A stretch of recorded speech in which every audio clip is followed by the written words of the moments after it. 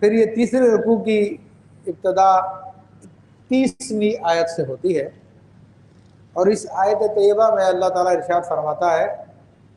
اولم یر الذین کفروا، کیا کافروں نے یہ گمان کیا ہے، کیا کافروں نے یہ خیال نہ کیا کہ آسمان اور زمین بند تھے، ففتحناہما، تو ہم نے انہیں کھول دیا۔ اللہ تبارک و تعالیٰ یہ توجہ دلا رہا ہے کافروں کی، خاص طور پہ تمام انسانوں کے عام طور پہ، کیونکہ قرآن مجید فرقان حمید کا ایک انداز ہے کہ دین کی طرف قرآن بلاتا ہے تو بڑی حکمت کے ساتھ بلاتا ہے، اور اسلام کی دعوت جب بھی دی جاتی ہے وہ حکمت کے ساتھ دی جاتی ہے، زبردستی کسی پہ تھوپا نہیں جاتا، اس کو سوچنے کا، سمجھنے کا، غور کرنے کا موقع دیا جاتا ہے۔ تو الحمدللہ یہی اسلام کی پوری تاریخ ہے، اور یہی قرآن کا طریقہ کار ہے کہ جو اللہ کا انکار کرتے تھے، اللہ کے رسول کا انکار کرتے تھے، ان کافروں کو ایک عام انداز میں بیان فرمایا۔ کیا انہوں نے نہیں دیکھا ان کافروں نے کہ یہ آسمان اور زمین یہ سب جڑے ہوئے تھے، بند تھے، ففتحناہما، تو ہم نے ان کو کھول دیا، ہم نے ان کو الگ کر دیا۔ تو یہ اللہ تبارک و تعالیٰ نے اپنی ایک عظیم حکمت کی طرف، قدرت کی طرف اشارہ فرمایا، اور اس زمانے میں جدید سائنسی تحقیقات میں کائنات کی ابتدا کے حوالے سے مختلف نظریات ہیں، لیکن ان نظریات میں جو سب سے مشہور ترین نظریہ ہے اس کو بگ بینگ تھیوری کہتے ہیں۔ بگ بینگ تھیوری کا مطلب ایک عظیم دھماکہ، یعنی اس کائنات کا وجود ایک عظیم دھماکے کی صورت میں ہوا، اور اس تھیوری کے مطابق بھی یہ زمین و آسمان آپس میں ایک گیند کی طرح جڑے ہوئے تھے، یہ ساری کائنات بلکہ ایک گیند کی طرح جڑی ہوئی تھی، اور آل آف سڈن اچانک ایک دھماکہ ہوا اور وہ بال پھٹ گئی اور وہ پھیل گئی، تو اس سے یہ کائنات وجود میں آ گئی۔ یہ بگ بینگ تھیوری کہلاتی ہے، جو اب 100-150 سال پہلے کی تھیوری ہے، اور اس کے اوپر اکثریت سائنسدانوں کی، لیکن قربان جائیے کہ اللہ تبارک و تعالیٰ نے اس حقیقت کو 1400 سال پہلے بیان فرمایا، جب سائنس ابھی پیدا بھی نہیں ہوئی تھی، شاید سائنس میں کوئی سے تحقیقی کام بھی شروع نہیں ہوئے تھے، اس وقت بیان فرمایا کہ کیا تم نے نہیں دیکھا کہ یہ آسمان اور زمین جڑے ہوئے تھے، آپس میں بند تھے، پھر ہم نے ان کو کھول دیا، ہم نے ان کو پھاڑ دیا۔ تو اب ان کی تھیوری کے مطابق تو یہ ہے کہ یہ سب کچھ اتفاق سے ہوا، اور اتفاق سے ہونے کے بعد یہ سارے کے سارے سسٹم بن گئے، نظام بن گئے، اور اب بھی اس تھیوری کے مطابق وہ جو زبردست قسم کا دھماکہ تھا، اس دھماکے کی اثرات کی وجہ سے جو چیز جھٹکا کھا کے دور ہونی تھی وہ آج تک دور ہوتی جا رہی ہے،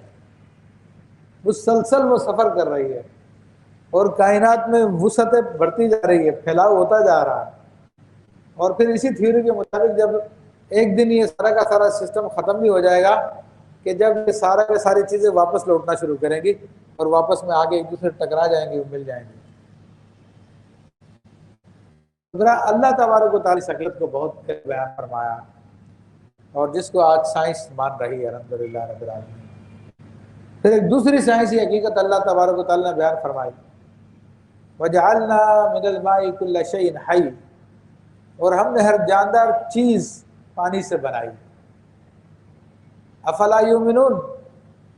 تو کیا پھر وہ ایمان نہیں لاتے؟ اب دیکھیے کہ پانی سے جاندار چیز کو بنانا،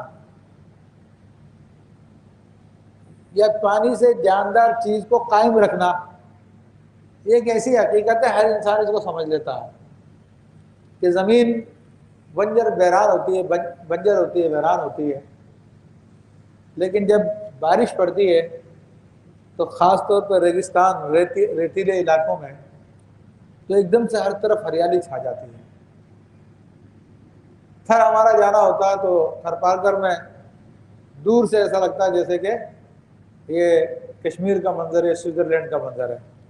اس قدر ہریالی چھا جاتی ہے۔ تو پانی پودوں کو وہ ملتا تو پودے زندہ رہتے ہیں، اگر پانی نہیں ملتا تو پھر پودے بھی مر جاتے ہیں۔ یہی انسان کا حال ہے کہ انسان کو پانی نہ ملے، پیاسا رہے تو وہ بھی مر جاتا ہے۔ تو یہ ایک ایسی حقیقت ہے جس کو ہر انسان، ہر زمانے کا انسان اپنے اپنے زمانے کے حقائق کے مطابق بڑی آسانی سے سمجھ سکتا تھا اور سمجھ سکتا ہے،